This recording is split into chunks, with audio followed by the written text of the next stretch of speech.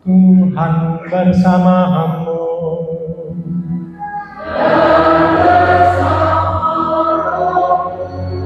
Inilah Injil suci menurut Santo Markus.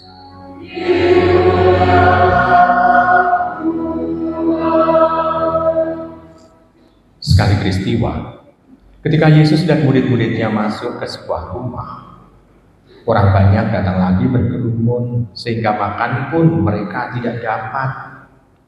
Waktu keluarganya mendengar hal itu, mereka datang hendak mengambil Yesus sebab kata mereka, ia tidak waras lagi. Ahli-ahli Taurat yang datang dari Yerusalem berkata, ia kerasukan Beelzebul. Ada juga yang berkata, dengan mengatakan pimpinan setan, ia mengusir setan. Yesus memanggil mereka, lalu berkata kepada mereka dengan perumpamaan, bagaimana iblis dapat mengusir iblis? Kalau suatu kerajaan terpecah-pecah, kerajaan itu tidak dapat bertahan.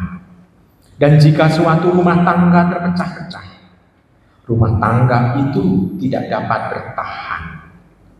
Demikianlah juga kalau iblis memberontak melawan dirinya sendiri, dan kalau ia membagi-bagi, ia tidak dapat bertahan.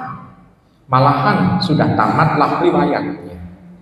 Tetapi tidak seorang pun dapat memasuki rumah seorang yang kuat untuk merampas harta bendanya apabila ia tidak mengikat lebih dahulu orang kuat itu.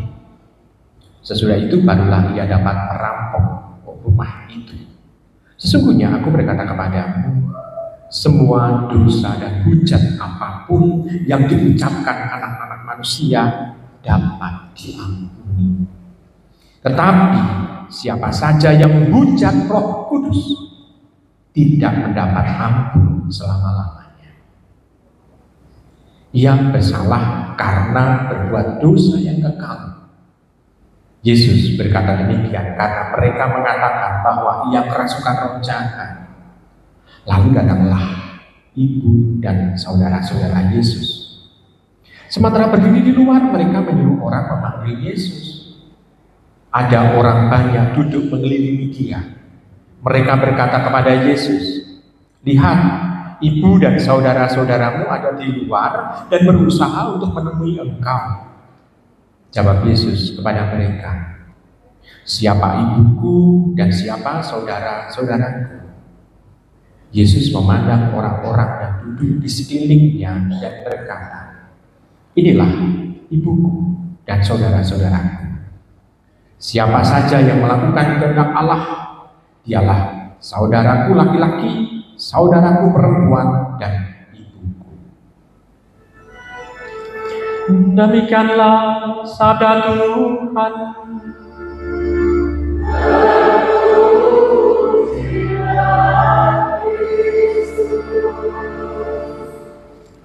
Ibu bapak, saudari, saudari terkasih dalam Yesus Tuhan, ada 36 ayat, 15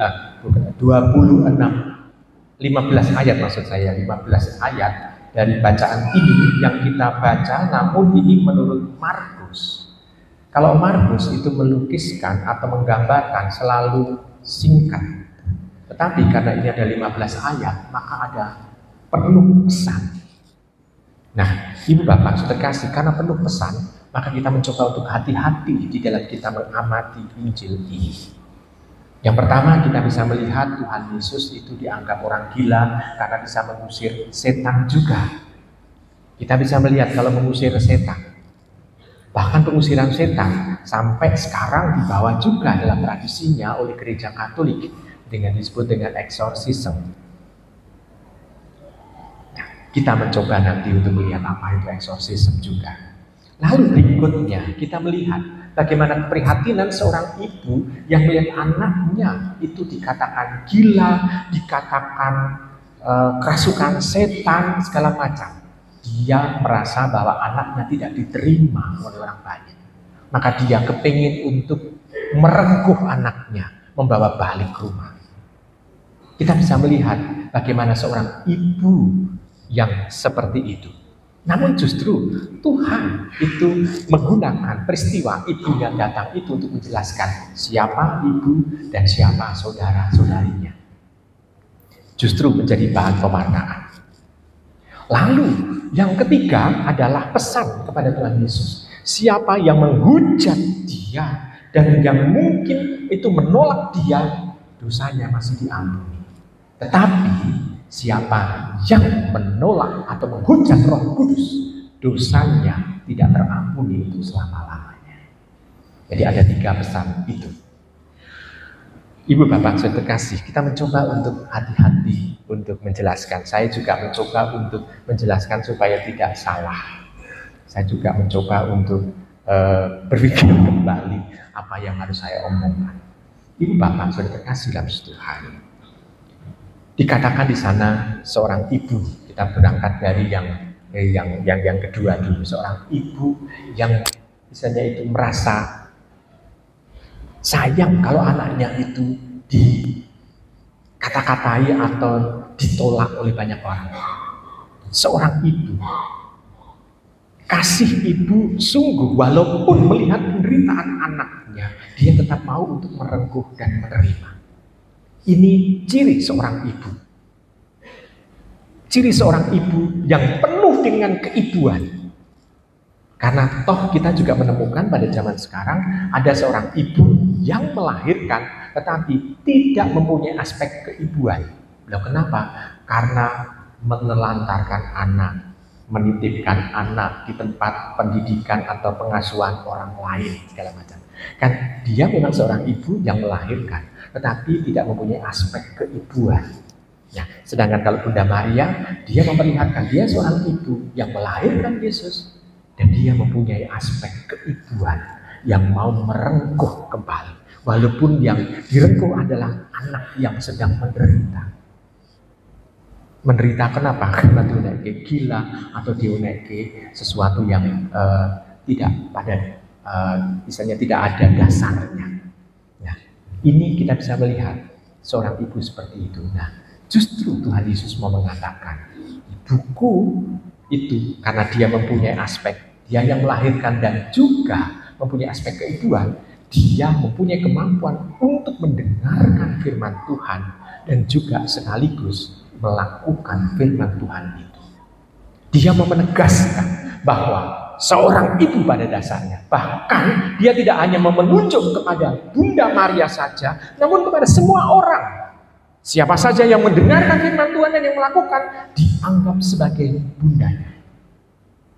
Kalau demikian, kita juga mempunyai suatu teladan. Bunda kita Maria adalah dia yang mendengarkan firman Tuhan dan melakukannya secara konsekuen. Ibu bapak, saudara kasih, ini poin yang pertama dari bacaan Injil ini. Poin yang kedua adalah kita bisa melihat kalau Tuhan mengusir setan, caranya Tuhan mengusir setan gimana? Keluarlah dari orang itu, gitu ya. Betul ya? Pergilah, betul? Tetapi apakah Tuhan Yesus mengatakan bahwa engkau setan, engkau terkutuk, engkau kuhukum kembali ke neraka? Apakah Tuhan Yesus mengatakan seperti itu? Tidak, namun hanya mengusir setan itu dari orang. Terus setannya kalau sudah terusir pergi kemana? Pergi kemana? Tetap tinggal di dunia ini kan? Betul? Baik. Lalu sekarang kita bisa melihat dalam bacaan yang pertama, setan mencobai Adam dan Hawa di mana? Di mana? Taman Eden di Firdaus. Itu tempatnya Tuhan atau tempatnya setan? Ternyata setan bisa masuk ke ranah yang milik Allah. Tempat yang disediakan untuk manusia pertama. Setan bisa memasuki ranah yang milik Allah. Namun yang juga diserahkan kepada Adam Hawa. Lalu kalau Tuhan menyembuhkan atau mengusir setan, kadangkala kita menemukan Tuhan mengusir setan di sinagoga. Sinagoga tempat apa? tempat berdoa. Kalau tempat berdoa ditemukan di sana, orang itu dekat dengan Allah enggak? Tetapi ternyata setan ada di tempat doa itu. Sekarang saya ada pertanyaan untuk panjenengan semua. Di mana ada tempat ibadah yang berani mengklaim tidak ada setan di sini? Mana? Di mana? Di wihara, di pura, di masjid, di gereja, di sinagoga, di kuil. Berani mengklaim begitu? Karena setan yang ditemui oleh Tuhan Yesus di sinagoga adalah setan yang merasuk dalam diri orang. Yang dilihat oleh mata siapa? Orangnya. Setannya nggak kelihatan. Nah, Ibu Bapak terkasih dalam Tuhan. Maka kita bisa melihat ternyata tempat ibadat pun tetap ada. Kalau demikian, kita bisa bertanya, setannya kira-kira kalau di tempat kita masuk di rumah siapa? Oh, di tempat romonya. Iya, mungkin juga ya. Nah, Ibu Bapak Saudara terkasih dalam Tuhan. Sekarang kita tidak usah mengadili, namun kita mencoba untuk lebih hati-hati. Hati-hatinya gimana? Karena jangan sampai kita justru menjadi tempat di mana setan ngejowantah, yaitu setan merasuki dalam diri kita. Dalam tradisi gereja ada yang namanya eksorsis, meneruskan apa yang dilakukan oleh Tuhan Yesus, dan Tuhan Yesus juga diteruskan oleh para rasul. Para rasul juga diteruskan oleh gereja seterusnya.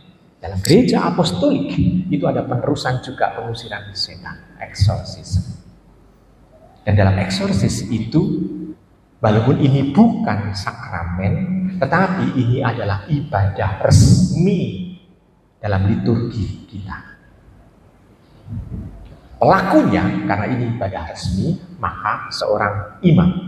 Namun biasanya imamnya tidak sendirian, namun dibantu oleh imam yang lain. Syarat yang kedua, pelaku eksorsis ini adalah seizin uskup. Jadi tidak lalu romonya mengklaim, oh saya romo yang istilahnya menjadi eksorsis. Tidak bisa. Hanya penunjukan uskup. Maka kalau ada romo yang melakukan tindakan eksorsis tanpa izin uskup, berarti dia sudah tidak taat dengan uskupnya. Baik, kita bisa melihat kalau keterangan seperti ini jelas nggak? Jadi kalau ada romo yang menawarkan, oh saya mau mengusir setan, gitu, maka kita bisa tanya, seizin uskup kah? Ibu Bapak terkasih. Lalu yang kedua, tidak semua orang yang kerasukan itu berasal dari setan. Jadi tidak semua kerasukan berasal dari setan. Contoh konkret. Ya, contoh konkret. Begini. Sebelum ujian nasional itu dihapuskan, kerap nggak ada berita mengenai sekolahan di sana, sekolahan di sini itu kerasukan setan massal. Kerap. Tetapi setelah ujian nasional hilang, masih terdengar? Enggak. Berarti kita bisa melihat yang stres siapa? Sekolahan itu. Jadi mereka kerasukan. Kenapa? Karena stres. Ujian nasional dan harus lulus lagi. Jadi dinasnya menyuruh kepala sekolahnya, kepala sekolah menyuruh gurunya, guru lalu menyuruh siapa? Muridnya. Kalau murid menyuruh siapa lagi? Nggak ada lagi. Maka dia yang menjadi yang terbawah, yang mendapatkan stres, tuntutan terus menerus. Tapi kita bisa melihat setelah ujian nasional nggak ada kerasukan massal. Nah, di situ kita bisa melihat tanda bahwa oh ternyata kerasukan itu bukan dari setan. Sejauh saya yang istilahnya itu bertanya kepada seorang eksorsis pada saat saya dolan ke Filipina, walaupun dolan kok 2 tahun di sana, itu saya tanya, kalau ada orang yang kerasukan, yang dari setan gimana? Lalu Romo itu mengatakan gini, dari 5.000 orang yang kerasukan, 1 yang dari setan biasanya. Dari 5.000 itu 1 yang dari setan. Yang lain serahkan saja ke psikiater atau psikolog. Nah, Ibu Bapak terkasih dan kalau ada 1 saja, berarti tampak bahwa memang gereja masih dibutuhkan untuk mengusir setan dari diri pribadi orang itu. Lalu ciri khasnya apa? Kalau orang itu kerasukan setan. Oke, kalau orang ini kerasukan bukan dari setan, itu karena stres antara lain ya. Belum lagi nanti misalnya ada orang kerasukan ya karena korban KDRT mungkin di rumah. KDRT-nya bukan karena fisik, tetapi lebih karena mentalnya atau psikisnya, sehingga dia tertekan. Yang mendapatkan KDRT belum tentu perempuan ya, laki-laki itu juga. Karena dalam grafik kekerasan rumah tangga, yang dialami oleh laki-laki itu melonjak 300%. Yang dialami laki-laki, yang dialami laki-laki. Walaupun jumlahnya, pelakunya tetap banyak laki-laki. Pelaku KDRT maksudnya. Jadi kita bisa melihat bahwa kadang-kala itu juga membuat orang kerasukan. Ya. Nah sekarang yang khusus untuk yang eksorsis, yang setan ini. Ciri khasnya adalah pertama, orang itu mempunyai perilaku yang ekstra luar biasa kuat. Lalu yang kedua, suaranya pun itu juga bukan suara dirinya. Lalu yang ketiga, dia menguasai bahasa-bahasa kuno. Bahasa-bahasa kuno itu apa? Mungkin bahasa Mesir, bahasa Akadia yang tidak lagi dipakai. Kalau tidak lagi dipakai, orang juga tidak akan mempelajari itu. Tetapi itu bahasa itu keluar. Bahasa Akadia, bahasa Mesir, lalu bahasa Yunani kuno, lalu bahasa Latin kuno. Orang itu tidak pernah belajar, tidak pernah mendengarkan orang berbicara seperti itu, tetapi dia bisa ngomong itu. Lalu dia tahu siapa yang dihadapi itu, termasuk kesalahan-kesalahan orang itu yang tidak pernah diomongkan. Misalnya, kalau ada romo yang mendatangi orang yang kerasukan karena setan, setan itu akan lalu ngomong, oh romo itu dosane iki, dia tahu. Maka romo yang ditunjuk untuk eksorsis, biasanya 2 romo itu sebelum melakukan tindakan eksorsis, romo itu saling melakukan dosa terlebih dahulu. Kalau selang melakukan dosa dan diampuni, maka setan tidak bisa ngudik-ngudik dosa meneh. Maka Ibu Bapak terkasih, maka butuh romo yang memang ini memimpin itu. Jadi dalam eksorsis itu. Lalu liturginya, saya setuju dengan apa yang dilakukan oleh KBI, yakni tidak menerjemahkan ke bahasa Indonesia. Tetap pakai bahasa Latin. Jadi eksorsis itu selalu masih menggunakan bahasa Latin. Jadi ini saya setuju sekali. Ya, Ibu Bapak, saudara kasih dan saudara, ini adalah ciri khas. Jadi supaya Ibu Bapak tidak ditipu kalau ada orang yang mengaku, oh kami eksorsis, bisa mengusir ini, bisa mengusir itu. Ini adalah eksorsis yang resmi. Namun kalau ditanya, apakah ada eksorsis yang lain? Ada eksorsis, namun bukan eksorsis yang resmi liturgi. Contohnya, pemberkatan rumah, pembaptisan, itu juga ada aspek itu, tetapi tidak khusus eksorsis secara liturgis. Baik, itu saja mengenai eksorsis. Kelihatannya kok menarik sekali ya? Menarik sekali. Mungkin adalah Anda penggemar film-film horor mungkin ya. Namun yang jelas adalah kita bisa melihat Hollywood pun kalau pengusiran setan selalu menggunakan imam Katolik untuk misalnya filmnya. Walaupun kita tahu Katolik minoritas di Amerika, yang mayoritas Protestan, tapi Katolik minoritas. Tetapi setiap kali ngomong soal pengusiran setan, yang ditampilkan adalah imam Katolik. Maka kita bangga, ternyata imam Katolik yang ditampilkan mampu untuk mengusir setan. Baik, Ibu Bapak terkasih. Nah sekarang bagi diri kita, ini berbicara apa? Yaitu berbicara begini, Ibu Bapak. Ternyata hanya dalam Tuhan Yesus setan itu bisa tersingkir. Maka sekarang tidak ada tempat yang bebas dari setan. Yang kedua adalah kondisi bagi diri kita yang bisa bebas dari setan. Paling tidak minimal ada dua hal. Yang pertama, kita tidak akan diganggu oleh setan, tidak akan dimasuki oleh setan kalau kita pertama sudah menjadi setan. Kan setan tidak saling mengganggu. Ya, sudah nyetani orang, segala macam itu, maka tidak akan kemasukan setan. Tapi karena kita sudah sendiri menjadi setan, tentu ini bukan sebagai pilihan kita. Yang pilihan kita yang kedua adalah kalau kita selalu ada dalam diri Tuhan. Caranya bagaimana?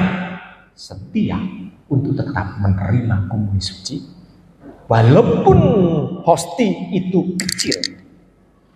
Walaupun mungkin pada saat misa di lingkungan atau misa dalam misa apa-apa itu karena hostinya kurang, maka diremah-remah menjadi lebih kecil lagi.